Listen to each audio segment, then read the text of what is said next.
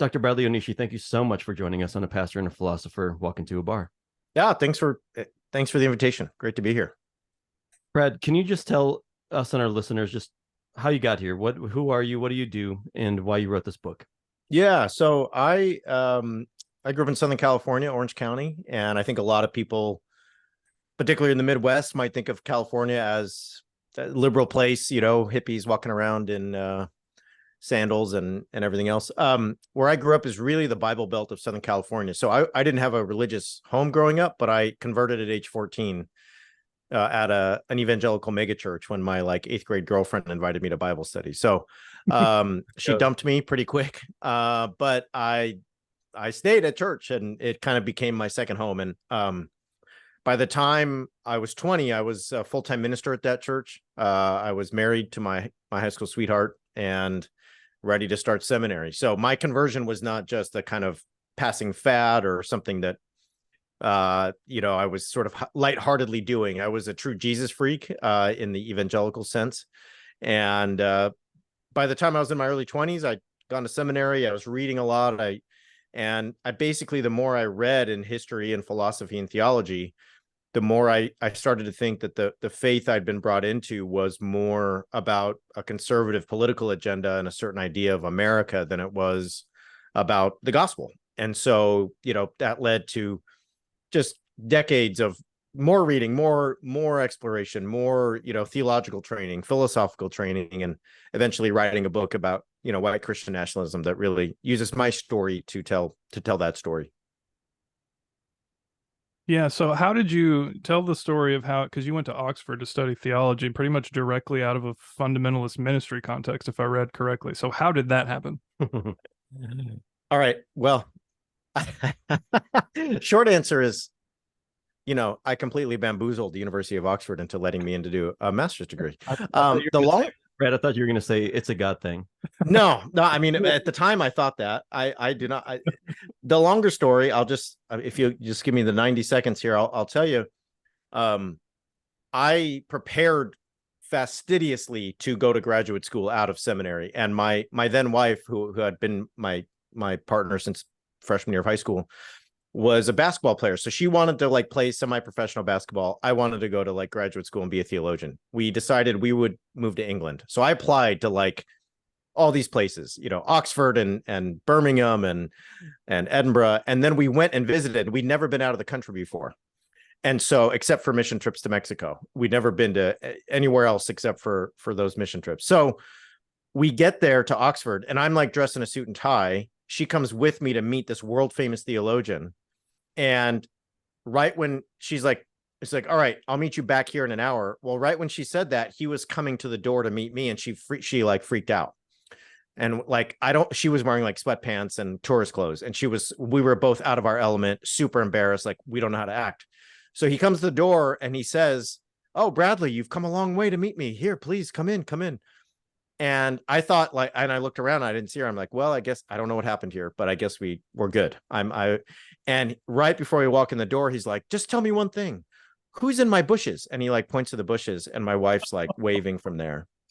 And he's you should come in too. So she comes in, and this professor, this theologian, was also somebody very into literature. Well, she was a literature major. They end up talking for an hour and a half about literature. And to this day, I'm convinced that meeting is what bamboozled the University of Oxford. Don't they admitted her instead of you? No, I think they would have preferred to admit her, but she didn't apply, so they admitted me. So there you go. There it is. Nice. Yeah. Who was that professor? There's a guy named Paul Fittis, who's a Baptist theologian, who just sort of in the Baptist world in the UK is kind of in the pantheon of theologians, but somebody who wrote a lot about the Trinity, somebody who wrote a lot about eschatology and a lot about theology and literature. And he has if you look him up, friends, if you're listening, last name Fiddes. He has a very distinctive look. He looks like his facial hair is out of the Abraham Lincoln genre.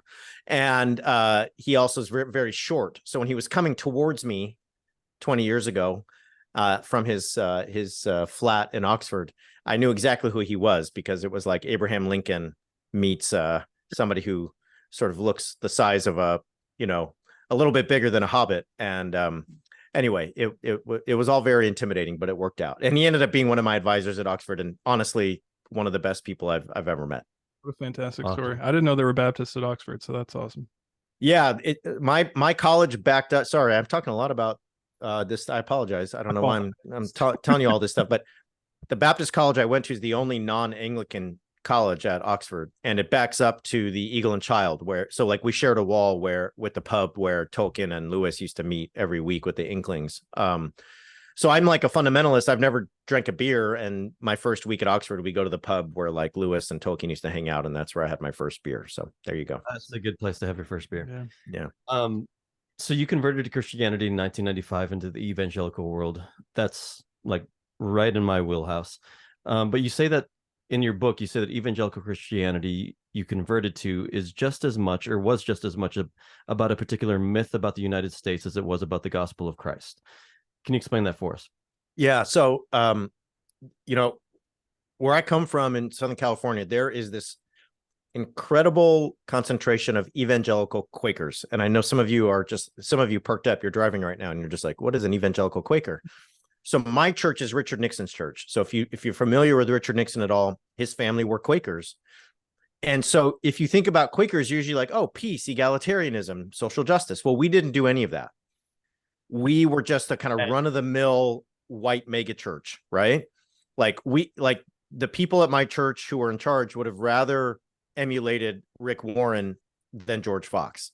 Mm-hmm. And so by the time I'm like 22, 23, and I've read all this Quaker history and theology, I'm like looking around thinking, we have a prayer meeting every Tuesday morning. And every Tuesday, we pray for the police and the military like 300 times, because that's what everyone in the church asked us to pray for.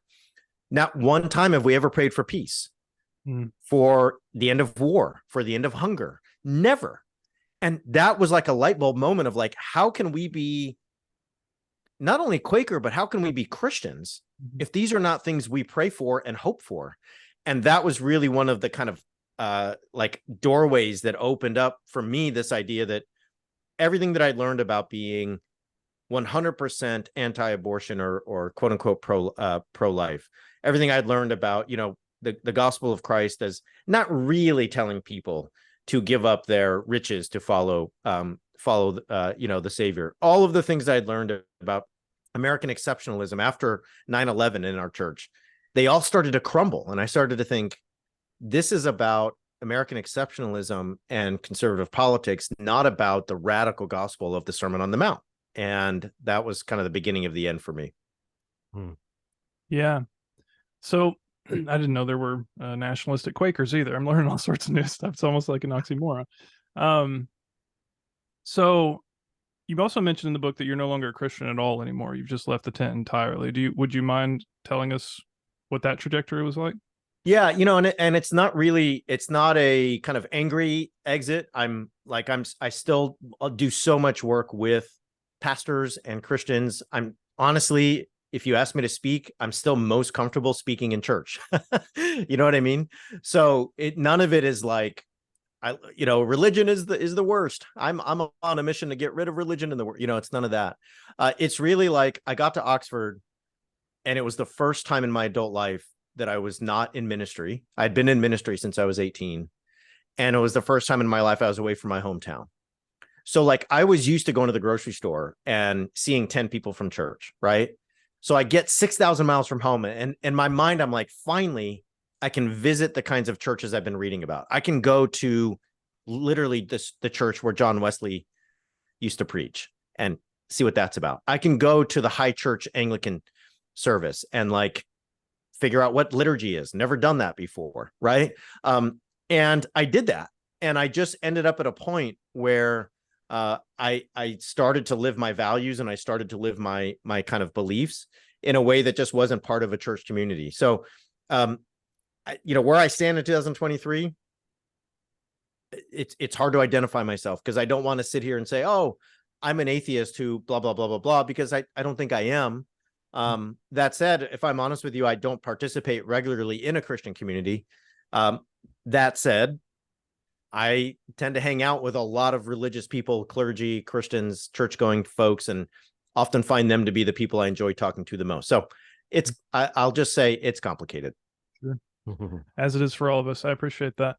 So the launch point for the book really is kind of the insurrection on January 6th.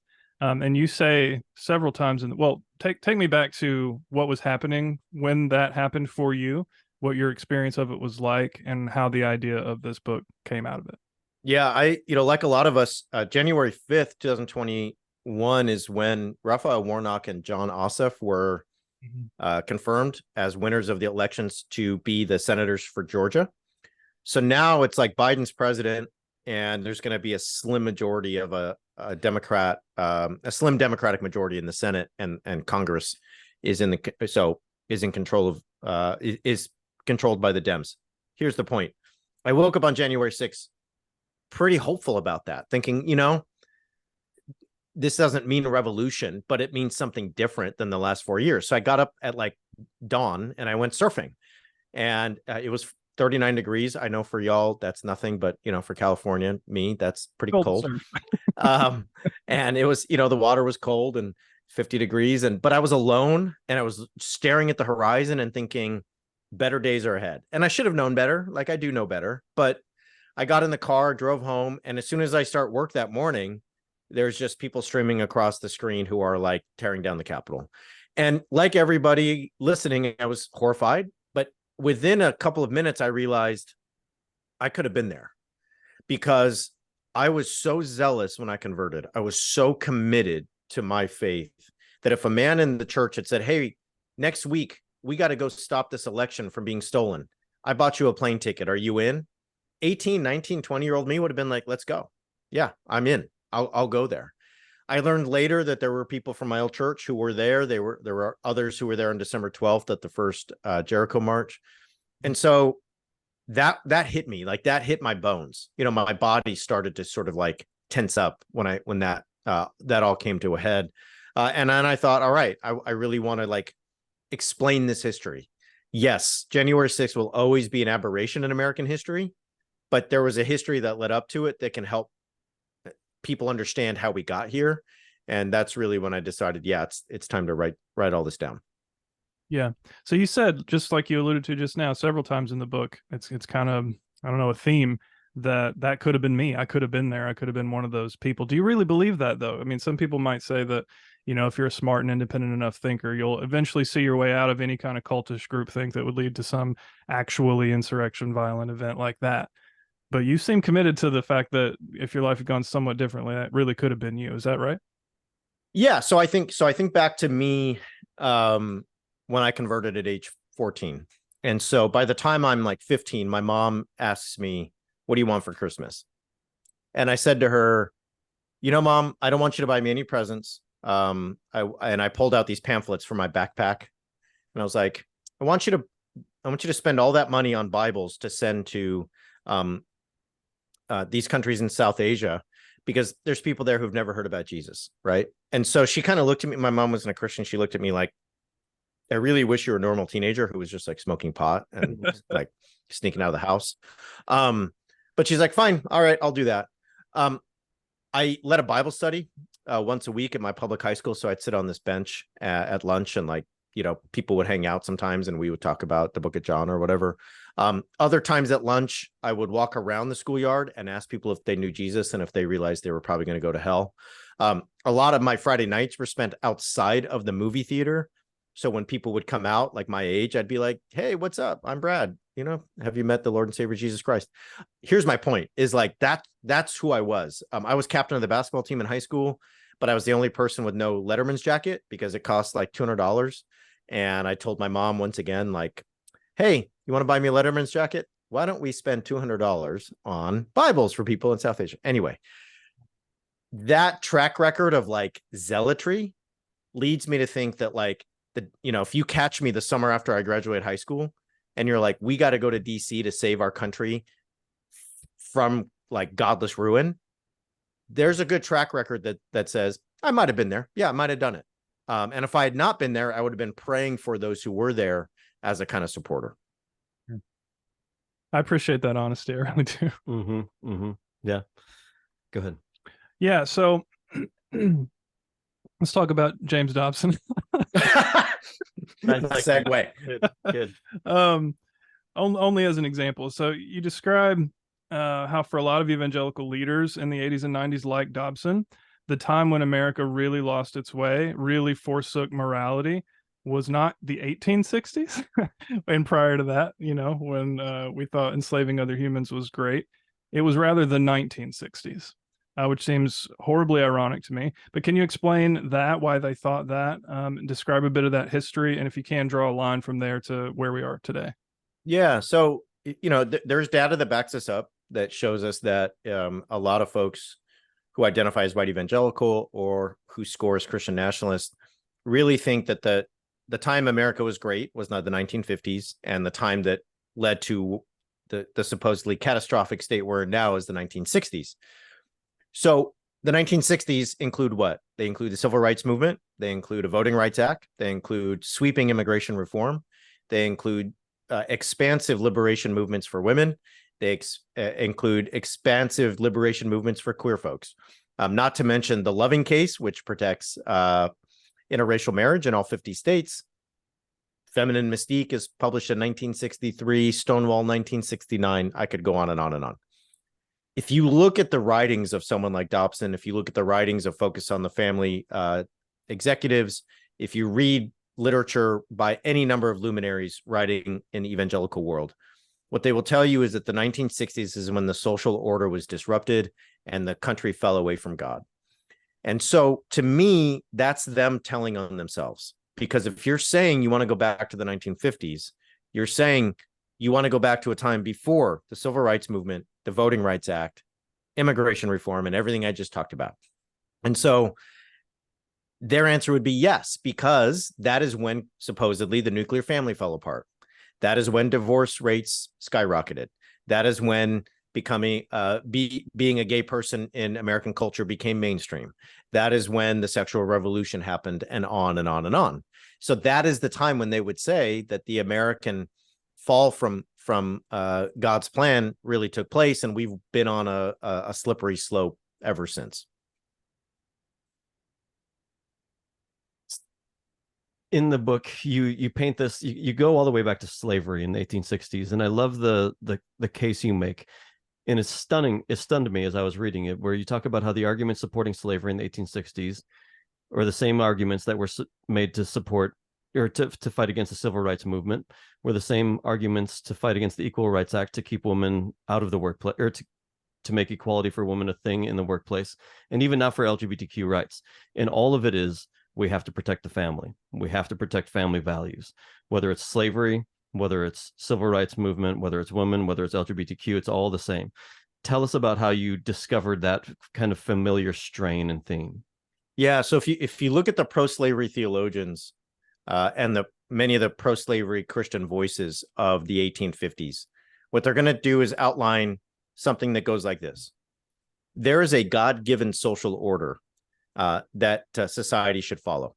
And that God-given order includes a man who is the patriarchal head of the family, a woman who is submissive to his authority and takes care of the children, children who view their father as the voice of God, and a sense that the household is really a microcosm of society, that patriarchal family should extend to the whole of society. The argument also says that anyone in the household is part of that family structure. Now, the household in the 1850s for many Southern plantation owners included enslaved people.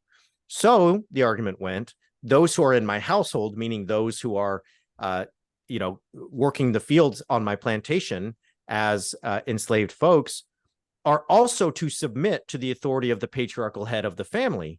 And they are my children, because those who are not white can never reach a stage of development that is anything beyond grown-up children. That's family values, 1850s style, right? That's pro-slavery family values.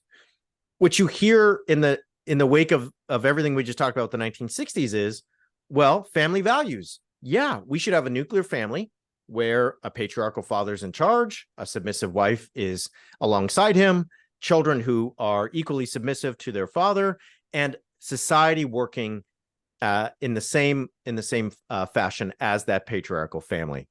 That's why the sexual revolution. That's why families that don't follow that structure, families that have two dads or two moms or are somehow different than what we just talked about, are not only different or something that I'm not used to, but they're an aberration from God's plan for society, right? And so you can see how family values has been touted as a defensive tactic. Hey, we're just good old people of faith, God and country Americans. We're just out here trying to protect our kids. I don't know why you're out here trying to change everything and make everything different and upset the social order, when in fact, in my mind, when I hear family values, that's a tactic of offense. You're going on offense. You're saying, we have a vision for society and we're here to impose it on everybody. And we're going to claim that it's God's vision and therefore it has divine legitimacy. So family values, when I hear that, I'm like, family values has always been used as a discourse from the 1850s to the 1950s to the 2023s as an argument against things like interracial marriage, right? I mean, always. So anyway, I could go on and on, but that's how I got there. Yeah. It's a stunning thing that it seems so, like, what can you say when somebody says, well, I'm just for family values, man. I'm for protecting my family. I'm for protecting the family. It's almost the trump card in many ways. It's really hard rhetorically to get around it, because just like Moms for Liberty, right? Moms for Liberty show up and they're like, look, I'm just a mom. I'm a mama bear who cares about my children. How do you get around that rhetorically? Because mom is one of the highest moral authority positions one can hold. If you just said it, I'm for the family, right? Definitive article, definite article, right? I'm for the family, meaning there's one kind of family and I'm here to protect it. And I think for me, the answer is, look, I totally understand that you want to do what's best for your family. But what you're telling me is that my family and the ways that others create relationships full of love and care, familial ties, the ways that people are kin, you're telling me that you need to do away with their versions of love and care and family in order for your version of the one and only family to exist. That's not okay. Yes, wanting what's best for you and your children, I'm on board. Let's do it. I want that too. Yep. But when your vision means eradicating others' ways of living and flourishing, then you're not just for family values, you're for something totally different. Yep. Yeah. I mean, as I was reading, it just struck me, the pro-slavery white Christian saying, I'm standing up for my family. Slavery needs to stay in place. Then in the 50s, integration in public schools comes along, and these same white Southern evangelicals are saying, you don't get to tell my family that they're going to be in class with black kids. So all of a sudden the private schools and homeschooling revolution begins because they don't want their kids to be around black kids. Then the Equal Rights Act comes in, and it takes decades to pass because white American evangelicals are standing against having women have equality and equal pay in the workplace. Now LGBTQ people are fighting for rights, and they're saying, no, this is white American evangelicals saying, no, I need to protect my family. You don't get any rights. This is a strong question, but I'm interested in your take, Bradley. Would you say there's a people group in the history of the US who has fought against equality for human beings more than the white American evangelical church?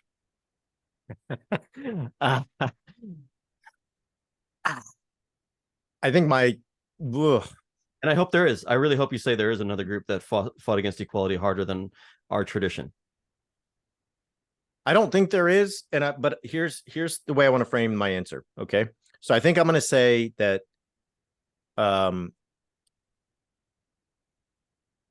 let me frame it this way. You will hear from your conservative uncle at your barbecue about on my show we call him Uncle Ron, right? So you're at the barbecue just trying to get your hamburger, and here comes Uncle Ron. He just watched Fox News. He's hot off the press. Just listened to Charlie Kirk or somebody, Joe Rogan, told him some stuff. All right, hey Uncle Ron, how you doing? And he says, blah blah blah blah blah, black on black crime. Can you can you imagine how many, And he starts telling you about statistics about how black people are violent. And my response to Uncle Ron is that if you look at the history of this country, even before it was a country, there is no disputing the fact that white people have been the most violent and the most criminal throughout that 400 years, whether it comes to the Middle Passage, enslaving other human beings, whether it comes to the attempted genocide of indigenous folks, whether it comes to the just horrific violence against Asian and Asian Americans on the West Coast from the 1880s to the 20th century and during COVID. Whether it comes to talking about borders and where the Mexico starts and the United States stops and vice versa. So when I answer this question, I want to say yes, but I also want to do so without letting everyone else off the hook, because it's easy to be like, yeah, those white evangelicals they just been fighting progress for 400 years, and that's true. Yes, it is. There's no. I mean, there are moments of that. Being a little different. We can talk about the Wesleyans of the late 19th century or something. So, I know someone's going to email me and be like, "What about this?" So that's totally fine. Okay, but I don't want to let the mainline Christians off the hook. I don't want to let the secular folks off the hook. I don't want to let like anybody else just be like, well, I'm glad I'm not part of that group because we clearly got it right. Because I think if we look at the country's history, there's really no way to think that if you examine it as a whole. So anyway, that's my long answer. And it's one that's an affirmative, but with that kind of framing. Yeah. Let's talk about Barry Goldwater. So for people, he takes up a large chunk of at least one of the chapters in your book. And for people like me who don't know anything about him, we've heard of him. He's the guy that lost to Jimmy Carter, right? But kind of surprisingly, actually, he lost to Lyndon Johnson. Lyndon Johnson. See, I don't even know who he lost to. He's the guy that came close to winning but didn't. But the way you describe it. But the way he describes it in the book, it's astonishing that he didn't win. It's astonishing that he got the nomination.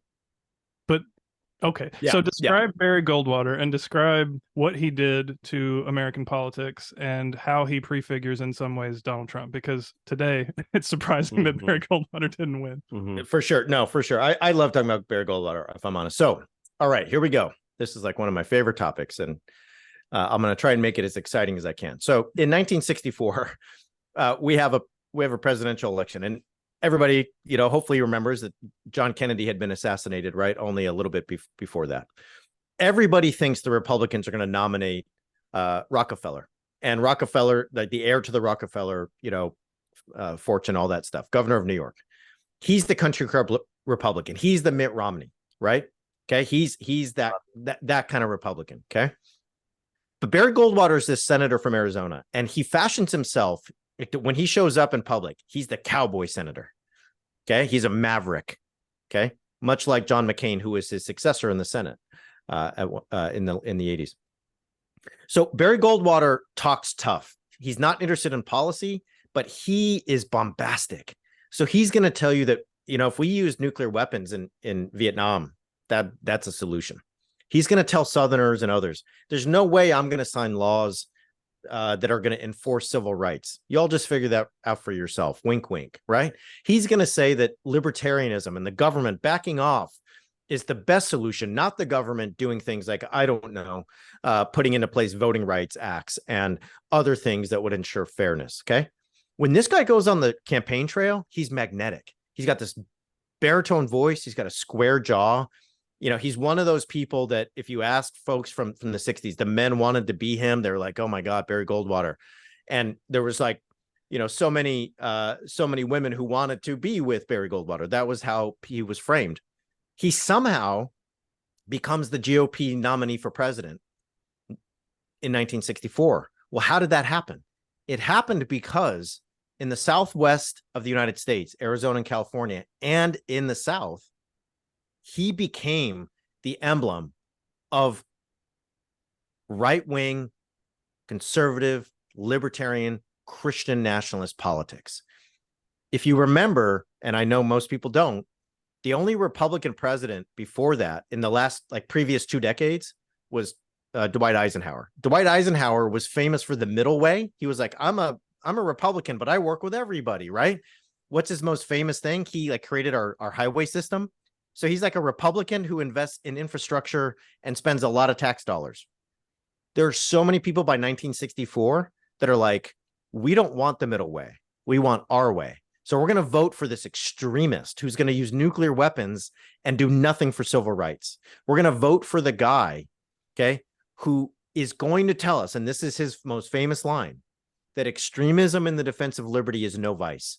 In essence, telling you, the white conservative Christian person, if you want to keep your country, if you don't want the black people who are starting to organize in a civil rights movement, if you don't want immigration reform, if you don't want women, right, marching into the workforce en masse, then extremism is the antidote.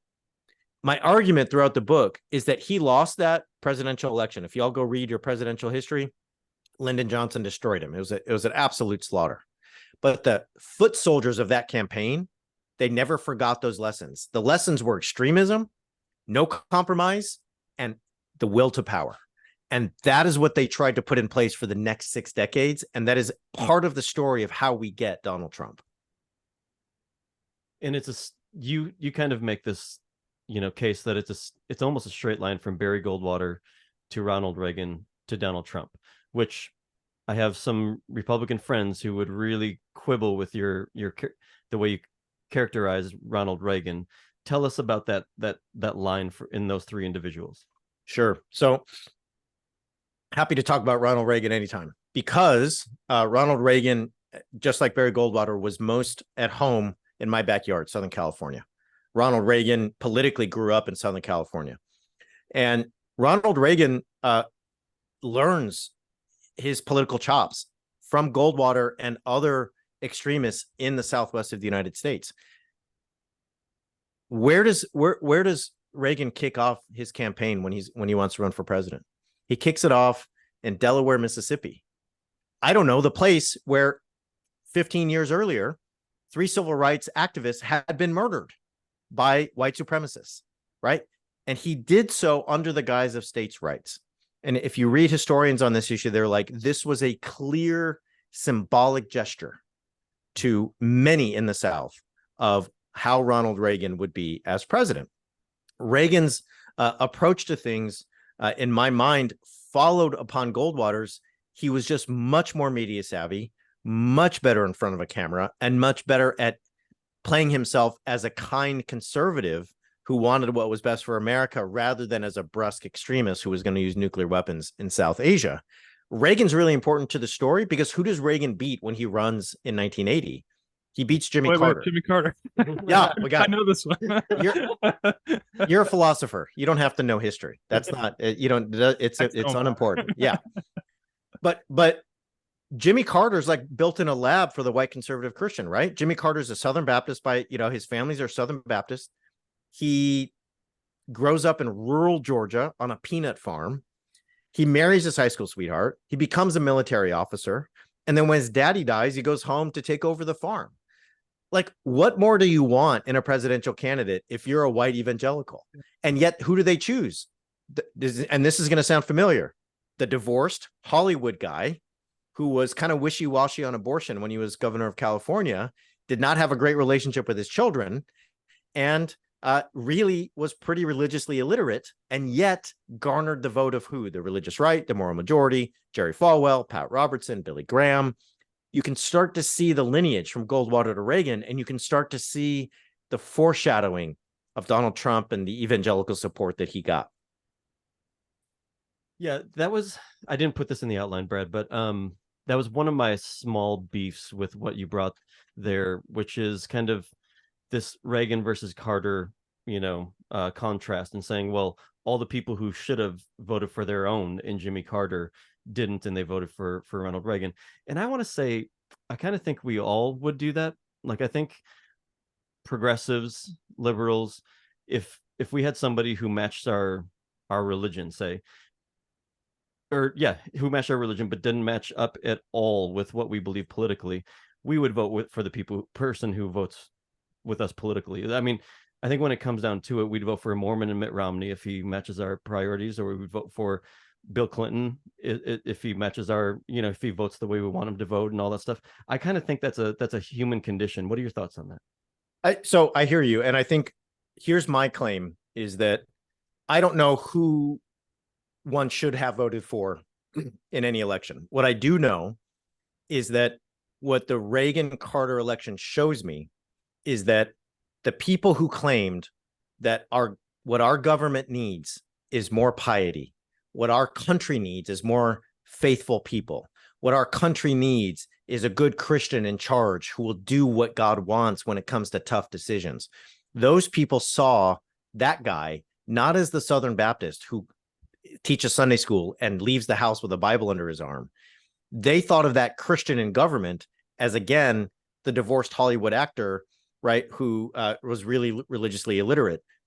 The people who are claiming piety is one of the most important parts of being a leader are the ones who are willing to vote for the impious person who would do their bidding when it came to policy. And that, to me, is the hypocrisy here. So I totally get it. We all want to vote for the best candidate. But the people I'm talking about are usually the ones preaching to the rest of us that what's wrong with this place is all the impiety. And then they often vote for the person who seems to most of us to be the least pious, the least moral, the least trustworthy. And I think Donald Trump's, kind of example A of that. Oh yeah, I mean, if 1980 didn't do that, 2016 definitely told us. Totally.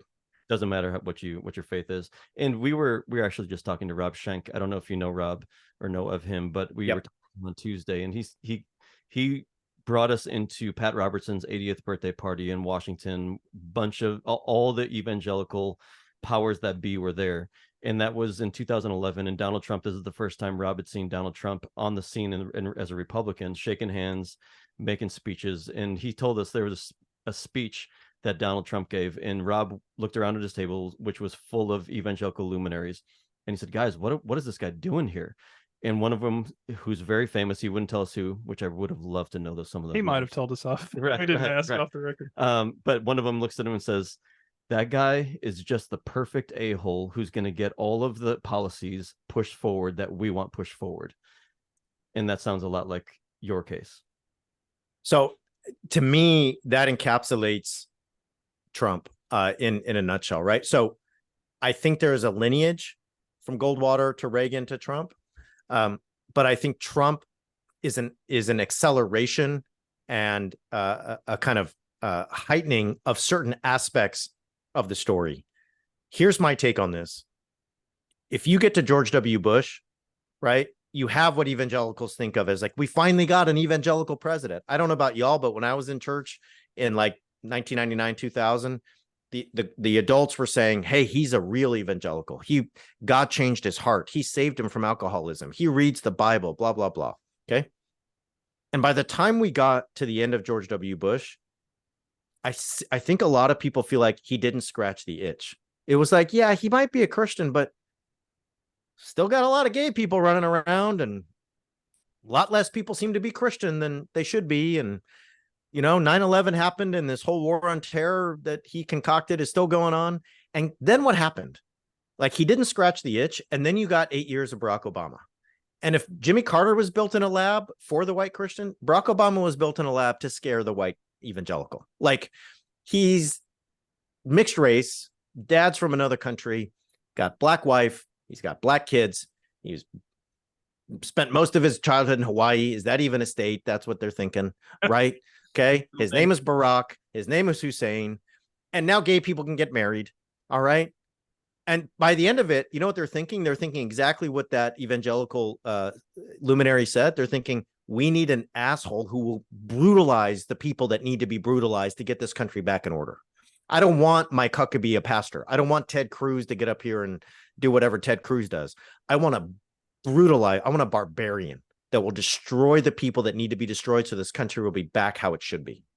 Yeah. Mm-hmm. That's a compelling take to me. I'm not an expert. I'm not a historian or a political scientist, but that rings true. I wonder if poor Jimmy Carter might have played a role in normalizing that or making that distinction easier to make, the kind of Falwell Jr. We want to, what did he say about Trump? I'm not voting for a pastor. I'm voting for a whatever. Mm-hmm. Yeah. Because Carter was so sincere and so meek and so genuine in his Christianity that it might have let a lot of evangelicals realize maybe that's not what we want. Maybe we want actually something different. Maybe religion isn't that important to us in a leader. Well, and I know like Kristen Dumais has stopped by to talk to y'all, and this I think speaks to the masculinity piece, right? So I think the connection between Carter and Obama has always been that the goal was for their political opponents was to try to emasculate them, right? Is Carter a real man? Carter wants diplomacy. He doesn't want to like fight the Iranians. He wants to like negotiate with them. Carter's going to give the Panama Canal back to Panama. Are you serious? Barack Obama drinks lattes and like wears dad jeans. Is he a man? Suit. Yeah, he's showing up in a tan suit, and Vladimir Putin's like riding a horse with no shirt on, and he just tackled a bear and somehow, and it like so one of the pieces here is masculinity, right? This is where someone like Goldwater really prefigures Trump, because Goldwater was this aggressive, brusque, quote unquote man's man who just talked tough and took action and faced the consequences later. Mm-hmm. Mm-hmm. Yeah. Do you have any follow-ups? No. So I'm going to ask a charged question that puts all my cards on the table politically, but early at this point are not going to be surprised. So can you comment on the conservative tendency to turn whatever they happen to want at the moment into a religious right, or to make whatever affects their affluence a matter of religious liberty? This is a trope at this point. Yeah. So my take on this is that it is very similar to why I think Christian, there's a lot of debate out there as to whether or not talking about Christian nationalism is actually helpful. Is it just academics and commentators who talk about Christian nationalism? But to me, the value of talking about Christian nationalism is this: Christian nationalism, the Christian part, gives a divine cover, right, to things that are otherwise seen as nakedly abhorrent. If you just show up on the scene and you're like, white nationalism, should we give it a shot again? People are like, go away. If you show up on the scene, right, up until recently, this is not true anymore, right? And you're just openly, vitriolically homophobic, it's not going to play. Now, things have changed. Let's just be very honest. 2000, the last 2-3 years have seen a turn in that rhetoric. What's the point? The Christian and Christian nationalism provides a cover for xenophobia, homophobia, queerphobia, racism, and so on. Religious liberty does the same, because if you cloak something as this is a matter of my religious conscience and my religious freedom, rather than my desire to be a bigot, it's a much more compelling case, right? It's just like the family values issue we talked about a little bit ago. It's just like the Moms for Liberty stuff. If you show up and say, I cannot do this based on my Christian faith. I cannot make this cake for your wedding. I cannot make this website for your wedding. I cannot do your hair that way because that's a gay hairstyle, and that would go against my Christian creative, expression. You're basically saying that when I show up in public, anything that I deem as divine is my right.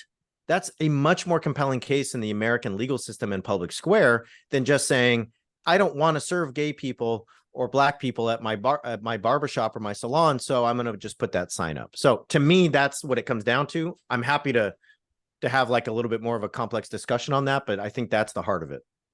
The interesting thing, or what this reminds me of, is I've seen a couple of articles about this recently, and I've even experienced it, where when you think of two people groups who are dead set against each other more than you could think of, traditionally in the last 20 years since 9/11, it's been evangelical Christians and Muslims, and that's a one-sided hate, right? Like evangelicals have done said a lot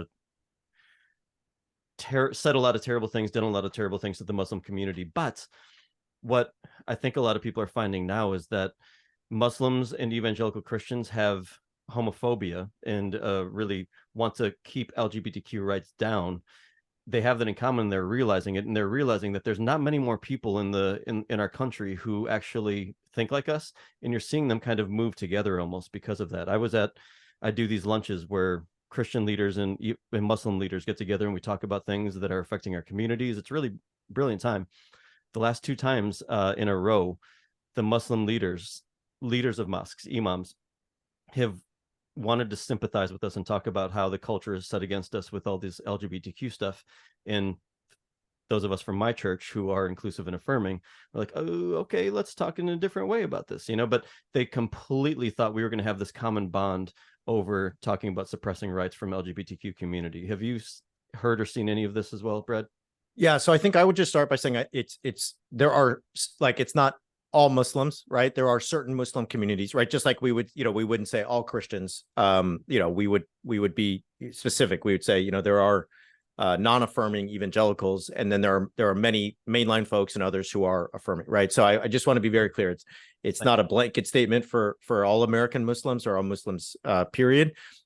What I have seen, what I can speak to is that, just as you're seeing some of that in your pastoral and interfaith lunches and meetings, I think that is where Moms for Liberty is having a lot of success. So they're approaching other religious groups and saying, hey, do you want your children reading, right, books that have LGBTQ characters? Well, we may not be the same religion, but what if we are allies in this fight? So I do think that if, like, for example, if people look up Glendale, California, right near Hollywood, there was literal physical violence where parents who are Christian and Muslim were fighting against folks who were arguing that, the curriculum should be inclusive and include those kinds of materials. So this, again, is a strategy. It's a strategy that says that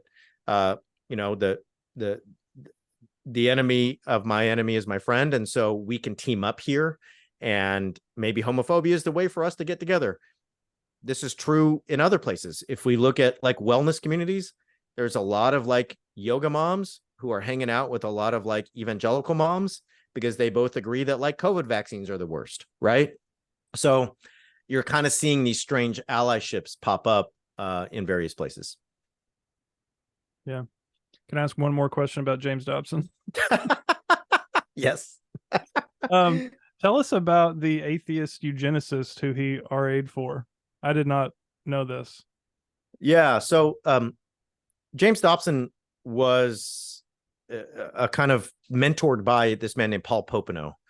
And Paul Popenoe was a eugenicist who opened up, various institutions, family institutions that were meant to, in his mind, protect the American family, but more specifically to protect the white American family. Paul Popenoe was very much in favor of white families, white women having as many babies as they could, so that they could not allow other races to replace them, especially in the United States and its demography.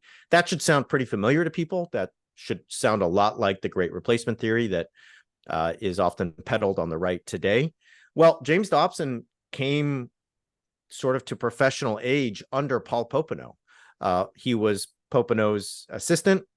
He worked for him, and people forget that Dobson got a degree from the University of Southern California, so he was in and around Los Angeles. And so my argument would be, and this is really following work by Audrey Claire Farley and Sarah Mosliner and others, that Dobson puts Popenoe's eugenicism and his white supremacy into a theological paradigm. Popenoe was an atheist, and yet what Dobson's able to do is put a lot of that teaching into a kind of fundamentalist theological frame and peddle it as what? I don't know, something we might have talked about tonight, family values, right?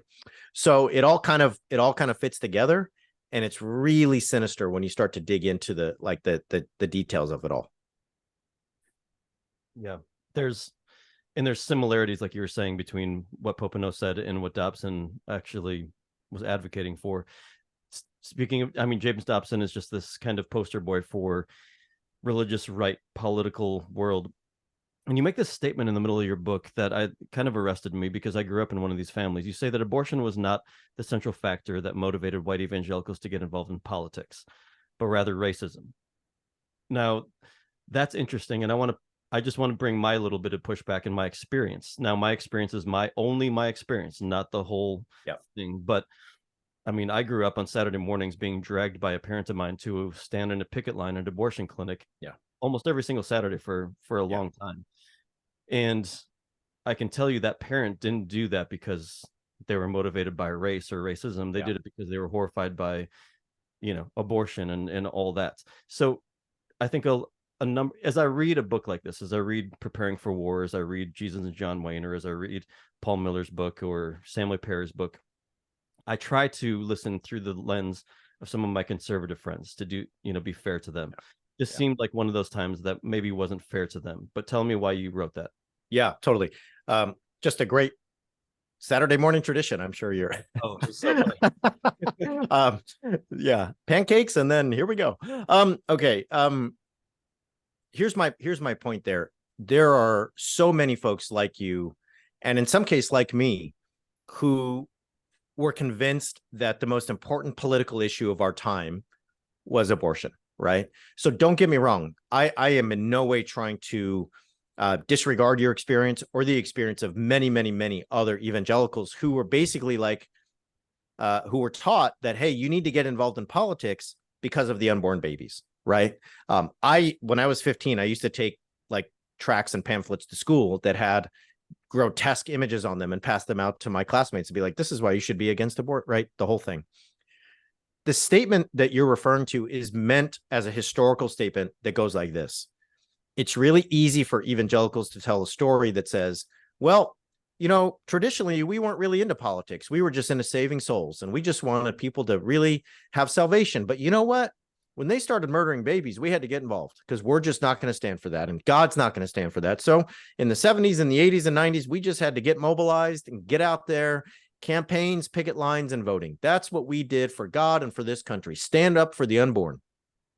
The historical record shows us that evangelicals on the whole got involved in politics en masse. They were mobilized as a voting bloc by things like the integration of schools and the threats by the IRS and others to not allow churches and segregationist schools to be tax exempt. So the statement that you're referring to there is really meant to say that if you ask Paul Weyrich and some of those that were trying to mobilize evangelical voters in the 1970s, they tried abortion and they largely weren't successful. When they tried segregation and white kids going to school with black kids, they were successful. If you look at the historical record, like in 1969, 90% of Texas Baptists were for abortion in some form. The head of the Southern Baptist Convention was for abortion in some form. So there's a switch that gets flipped. So my statement is not to disregard your experience. My statement is to say that when it comes to a mass mobilization of white evangelicals, the first trigger was really race and racism, even if eventually abortion became, right, a really, really, really influential way to get people out on the picket lines and voting and so on and so forth. Mm-hmm. Gotcha. Thank you. You also highlighted some religious right leaders and how they've looked to Russia and Vladimir Putin in particular as kind of the model for what a pure nation that white Christian nationalists aspire to. I also feel like it's a strong claim, but I think we see that. Can you explain that? What's behind that pure nation that white American nationalists could look to, or white Christian nationalists could look to and say, that's what we're looking for?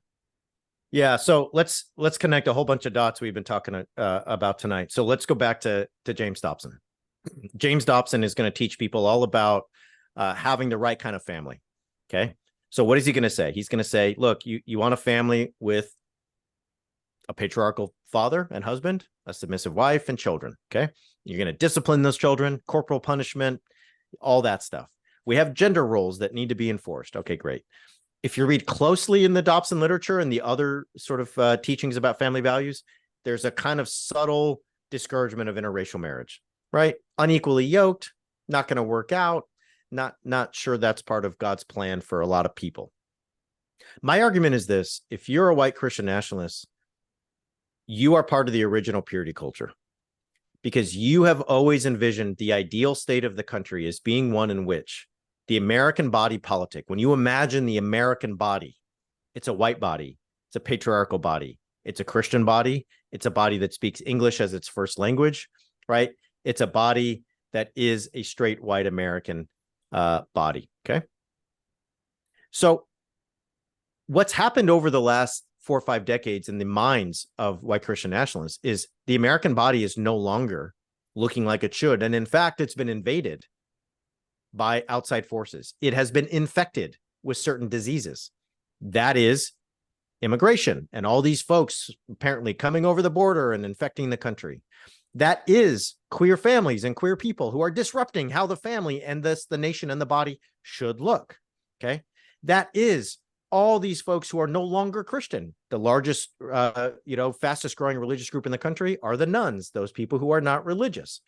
I can go on and on about how they think of the American body as infected, as impure, and as having been totally taken over by a set of people who are not upholding its constitution how it should. When you put Barack Obama in the White House and he's the executive of the country, he's the commander in chief, when the face of the country is a mixed race man with a black family, the white Christian nationalists may not say it, but they feel in their bones. They feel it, like this isn't right.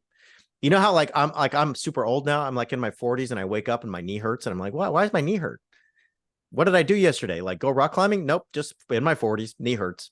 And then I got to figure out, like, I got to reverse engineer it. Like, how did I hurt my knee? Oh, I stepped off the curb because I'm in my 40s. No, did I like play basketball for 7 hours? Nah, just in my 40s, knee hurts. They feel it in their bones, and then they reverse engineer, right, why the country's gone bad. They find the reason post facto, okay? Now, they eventually realize we don't have the numbers. We don't have, like, the votes. We are a minority. So Paul Weyrich, one of the founders of the religious right, starts going to Russia. He starts looking to Russia in the 1990s as a kind of like antidote to the problem. Hey, the American body, it's starting to look a lot more racially diverse, a lot less Christian, a lot more queer.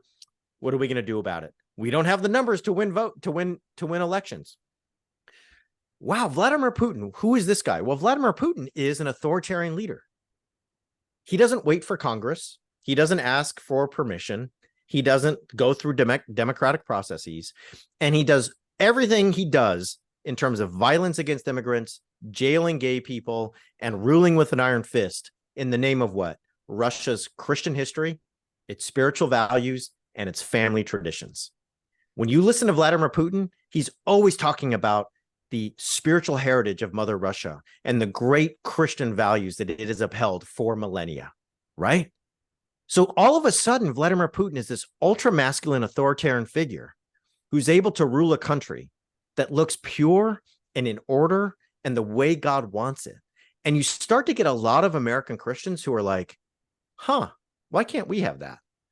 So like Lauren Vitska, the Senate nominee in Delaware from the Republican Party in 2020, openly says, I identify more with Vladimir Putin than Joe Biden. She actually said in one video, I wish Vladimir Putin would invade America and save us from Joe Biden. So I'm not making this up. This isn't just like sort of theory. This is all based in like many, many, many instances of conservative white Christian nationalists in the United States thinking of Putin or as Orban, right, in Hungary, as the exemplar of the Christian leader in the face of someone like Barack Obama or Joe Biden or whoever may be. Wow. Brad, I know you said hour and 15. We've got a couple questions that I really want to ask. Can we just pick up the pace maybe? Are you okay? Yeah. The Patreon, so it doesn't count towards the time. Yeah. Why don't you make your next one the Patreon? Okay. So one of the things we like to do around here for our Patreon subscribers is ask a question that only they get to hear the answer to. So the next one is going to be that, and it's about QAnon and the John Birch Society, which is another thing I didn't know anything about and learned about in your book. So compare and contrast QAnon and the John Birch Society for our listeners and explain how one maybe prefigured the other. Yeah. So the John Birch Society starts in the late 1950s, and it is purportedly a anti-communist organization. This is the height of the Cold War, and it's a pro-capitalist organization. The John Birch Society is named after John Birch, who was a missionary in China who was killed. And so John Birch is used as the face of two things, right? Supposedly Christian persecution, because he was a missionary who was killed, and supposedly the evils of communism, because he was killed in China. The John Birch Society, under the tutelage or the headship of Robert Welch, soon becomes the epicenter for American conspiracy theories. So the John Birch Society is peddling theories about the Illuminati running the country and the world. The John Birch Society is peddling ideas that Dwight Eisenhower is a Soviet agent, that Martin Luther King Jr. is a Soviet agent. They are peddling ideas that when teachers are talking about sex ed or other things in their classroom related to health, they're taking their clothes off and exposing themselves to their students in ways that makes them pedophiles or groomers, right? That should all sound fairly familiar at this point. This links up in many ways with QAnon, because QAnon is a kind of grandchild of the John Birch Society. QAnon is a theory about the Illuminati, or a cabal of elites running the world. It is one that says that there are people who are trying to molest children, and, you know, whether sexually or to eat children or whatever.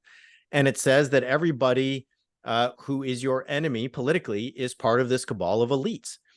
When I think of QAnon and the John Birch Society, I think not only of a family resemblance in terms of the conspiracy theories that are being used and the ways that they're framing this kind of American exceptionalism and Christian nationalism together, but I think of white grievance, because both of them are really aimed at this goal. We are the ones, as white American Christians, who have the sole authority to determine what is real and factual and true. We've got all these other authorities and groups that are showing up, and they're claiming that they are going to tell us data about things like COVID, or they're going to talk to us about vaccines, or they're going to tell us what's really going on when it comes to foreign policy or elections. But we know better, and we're the ones who have always known better. So our conspiracy theories are not just for entertainment or for us to feel good. In my mind, they are revenge fantasies. Like, if I have a cousin at the barbecue, you know, I get done talking to Uncle Ron, and then I go to talk to this cousin. My cousin's like, hey, what are you doing next Saturday? You want to go hunt Bigfoot with me? I'm probably going to find a reason I'm busy and not go hunt Bigfoot. But like, I'm not worried about that cousin, like, being violent in the public square and like doing something immeasurably evil. I'm just like, well, yeah, you know, that's my cousin, likes to hunt Bigfoot, you know, okay, cool. You know, that's fine. That's different than the QAnon John Birch conspiracies that I think are really revenge fantasies that legitimate things like violence and, demonization of marginalized groups. Or insurrection on our capital, perhaps, right? So this is something that I think should get all of us, if you consider yourself a follower of Jesus or a Christian, to think a little bit. You shared your history of being enthralled by the apocalyptic and cryptic imagery of the book of Revelation in high school, going to this, Bible study that was normally really small, and then all of a sudden exploded in size when you started talking about Revelation, because, and I think this is all of our experiences as current or former evangelicals, we loved that shit. We loved the book of Revelation and all the cryptic, crazy imagery and the interpretations of it that came from it, all the dates that we said the world's going to end in, and who's going to be the Antichrist and who's going to be the beast from the sea, and blah, blah, blah. And you kind of correlate the evangelical community's proclivity to believe somewhat sensational and extreme interpretations of apocalyptic imagery in the Bible to the evangelical propensity to believe conspiracy theories. Makes perfect sense to me, but tell us about that connecting thread. Yeah, so there's like data on this. It's not just me, sort of opining on this. My argument would be this, that if you are willing to enter into a religious context where you are told, and I'm not sure about you, but when I was a teenager, we had all the rumors, right, that the European Union, which had formed in the 90s, was really the sign of the Antichrist, that the euro, this currency, was going to be the sign of the rise of the end times. They were going to put chips in our wrist, and we were going to have a barcode, and we had the whole thing. If you enter into a religious space that teaches you to think that way, nothing based on evidence, nothing based on a deep reading of a text based on its historical context or its linguistic context, but one that enters into a kind of line of reading that goes from, here's what the symbolic book Revelation says, that directly applies to events in the European Union or elections in Romania or something. My argument is this: you're primed to think in conspiratorial terms. And I know that not a lot of people, there's people listening, they're not going to like that. But there's data on this. Paul Jupe, who's a sociologist at Denison University, has done great work showing us that that white evangelicals score so high. I mean, we're talking like in 80 percentiles when it comes to believing in conspiracy theories such as QAnon. If you score as a white Christian nationalist, there is a very high chance that you're going to believe in certain forms of conspiracy about Illuminati, cabals of elites, election fraud, and so on and so forth. So we have sociological evidence that points us to the fact that if you believe things like we're discussing here regarding the end times or other fantastical religious doctrines, you have been primed, you have been sort of trained to enter into a conspiratorial cosmos, and the two don't seem incoherent. I'm not saying that about all religion, so please, if you're thinking that, that's not what I'm saying. I'm not saying that all religious spaces prime people for this, but I think certain ones do. I'm not going to back off from that claim, and I think our experiences speak to that, just in terms of how we used to think of the end of the world. Yeah, no, I think there's a fair amount of truth in that. Do you have any? Just the last one. Okay. So I love the way you connected the Jericho March group, which called the white Christian nationalists to descend on DC on January 5th. So the Jericho March group on, I think, December 12th, you said, called all, Trump-loving, Bible-believing Christians to Washington to march around Washington, pray for a reversal of the election and pray for, the right thing to happen. Then on January 5th, they did the same thing. Everyone come to Washington, come and march. We're gonna the Jericho March. And January 6th, we all know what happened. And you equate the two. You even call it Joshua 6 meets January 6th. And you kind of make this case that says, if you're a person who believes in Joshua 6, it's, we all know the Bible story where God says, march around the city 7 times and the walls will come crumbling down. They do.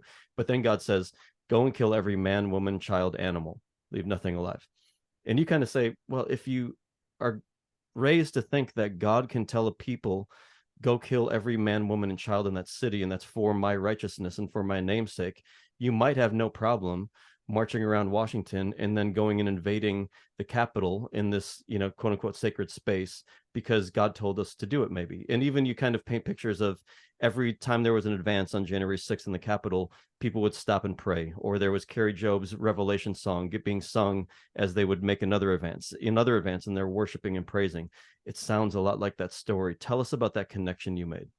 Well, I think for me, the first part of this is that a lot of us who grew up in church, at least evangelical church, we heard about Jericho a lot. I don't know about y'all, but like when I was a youth pastor and I needed like a lesson quick because I hadn't prepared very well, Jericho is like really easy because you go to Jericho, you're teaching a bunch of 15-year-olds the Bible, and you're like, look, y'all, just trust God. Even when the world thinks you're crazy and God will do a miracle. Look what happened in Jericho. And everyone's like, yeah, great lesson, And then there's always a kid who raises his hand or her hand and is like, yeah, but they went in and killed everyone. Why did God want them to do that? And you're like, yeah, lesson's over. All right. I think we got to is there donuts left? All right, go grab a donut on your way out. We'll see you next week. All right. And my point with that is, I think a lot of people who went to the Jericho March thought, yeah, we're going to march around our nation's capital, around our state's capital, and the walls are going to fall down and we're going to drive out the interlopers and the evildoers. Canaanites. But if you think about the story, though, the story is one that says, when the walls fall down, go in there and kill everything. If that's what you're using as your rally cry, December 12, January 5, you're telling me what you're intending to do. But it's easy to miss even for the people who are participating because they're thinking, yeah, Jericho, God does miracles. Walls are going to fall down. We trust God when the world thinks we're crazy. But all of a sudden you have the legitimacy, right? You have the legitimacy to say, yeah, I'm at the Capitol today. I just broke a window. Am I a treasonous human being? Am I a criminal? No, I'm a holy warrior. I'm like those guys in Jericho 6. I'm doing exactly what God wants. And in fact, I'm going to stop to pray so that we can all remind ourselves and tell ourselves that when we're characters in this story, we're not characters in the story who are the bad ones, the criminals, the treasonous, the seditious. We're the ones who prayed, God let the walls down, and now we're doing what he wants, and that is overrunning the Capitol violently in order to make sure an election does not get certified. Yeah. Startling. You also say in the end of your book, it culminates brilliantly, and you say that maybe January 6th is not like the culmination of something, but maybe the tip of the iceberg of something. Maybe there's more going on here. And in particular, you talk about this incredible thing that I think most of us on the eastern half or even in the Midwest of the United States don't really know about, which is this idea of American Redoubt. Can you tell our listeners about this phenomenon of American Redoubt? Yeah, it's a really fascinating thing, and a really scary thing. So for the last decade or so, there's been this movement for people to move to what they call the American Redoubt. Redoubt means a refuge or safe place or stronghold. So they're in essence moving to a safe space. Let's just put that out there. Next time Uncle Ron tells you about a safe space, just keep that in mind. And the safe space is Idaho, Wyoming, Montana, and the eastern parts of Oregon and Washington.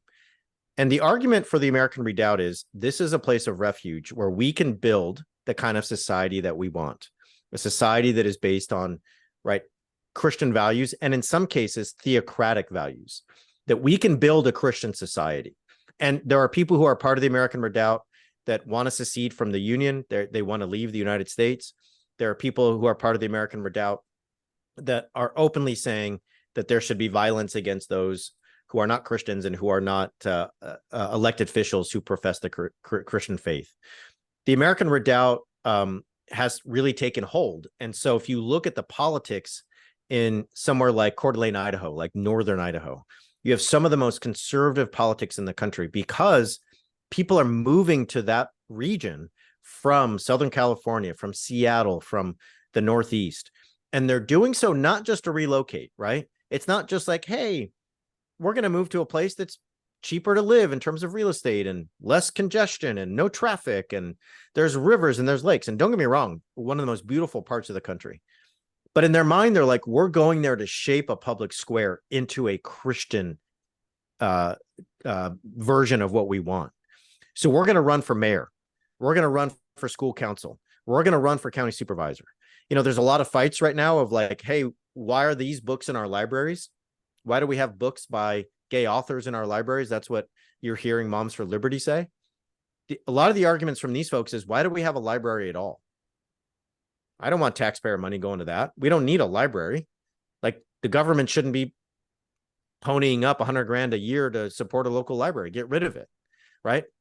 So if you, and I there's no way for me to do justice to this movement in a minute or two, but if you read that chapter, what you'll find there is basically people who think that the next civil war is coming. They're getting ready for it as survivalists and preppers and those arming themselves. And when it happens, they're going to emerge victorious into a new American society that is built on theocratic principles. So that's my last question for you, Brad. And it's a terrifying one to end on. I wish I had a more optimistic question to close out our time. But the last two words in your book are civil war. War is in the title. Your book stands out from some of the other political books that are more historical, more, political sciencey that we've read and featured on the show by being a little more. Is very historical. It is, but it's also a little more polemical, and it pulls no punches, and especially at the end, the warnings are really dire. So do you really think that our religio-political situation is zero sum? If so, why? And are you really concerned about another civil war? Yeah, so I don't think it's zero sum by any means. The reason I called the book Preparing for War is not because I think that I want to prepare for war. This is not like, hey, anyone who'll listen, let's prepare for war. It is more to say there are folks who've been preparing for war for 60 years. The American Redoubt I just talked about is kind of the most extreme distilled version of that. But there are people who have thought of extremism as a virtue, as I said with Goldwater, for a long, long time. So they have been preparing for war. They see many in the country as their enemies, not their political opponents, not somebody who disagrees with them, but as their enemies who are from Satan, demonically occupied, and need to be destroyed. That's how they see them. So that is why I called it Preparing for War. Now, I think when it comes to civil war, do I imagine a kind of North versus South conflict? Not necessarily. But when I look around our country, what I see are little fires everywhere. I see conflicts, right? I see people who are willing to destroy power grids so that you can't have drag queen story hour, right? I see people who are willing to terrorize librarians to the point that they quit because they don't want books by LGBTQ authors or BIPOC authors in the library. I see people willing to sit outside a voter drop box in Arizona with AR-15s and basically watch, quote unquote, that drop box as people take their ballots to be counted. I see folks who are willing to memorialize J6 as a great American battle in which martyrs died and martyrs who should be remembered, people that inspire further action as we go forward. So when I think of Civil War, I don't think of North versus South. What I think of is, if you miss the little fires, the conflicts that are broiling around us now, the ways that so many people feel unsafe, whether in a library, whether at a school board meeting, whether when they're trying to vote, when they're trying to go to Target and people are just tearing up like displays with pride products and celebrations. I think you start to see that we live in a time when the distrust in our civic spaces is at a very high level, and people are willing to gesture towards all kinds of violence in order to do what they think needs to be done. So once again, am I predicting civil war? I'm not. What I'm saying is there's a lot of people who've been preparing for conflict for 6 decades, and January 6th should not be one of those things where we're like, well, that happened, but at least we controlled it and it didn't stop Biden and the election from going forward. We should think of it as that's a warning as to what could become our normal. And I think that's really the takeaway. Yeah, it's stark. I mean, there's more you could go down. The governor of Michigan was almost, kidnapped. I mean, there's so much. This is a call for level-headed, sober-minded Democrats and Republicans to say we're losing our mind as a nation. We're giving into the extremists, and we're giving our votes to the ones that we think are the biggest a-holes who can push our policies forward, and we need to check ourselves. There was a person who walked the earth, I believe, 2,000 years ago, who said that we need to repent because the kingdom of God is here. And I think this is a moment where we as a country need to repent. But Bradley Onishi, it's a stark, kind of dark book, but it's just a really good piece of history that brings us into how we got to where we are.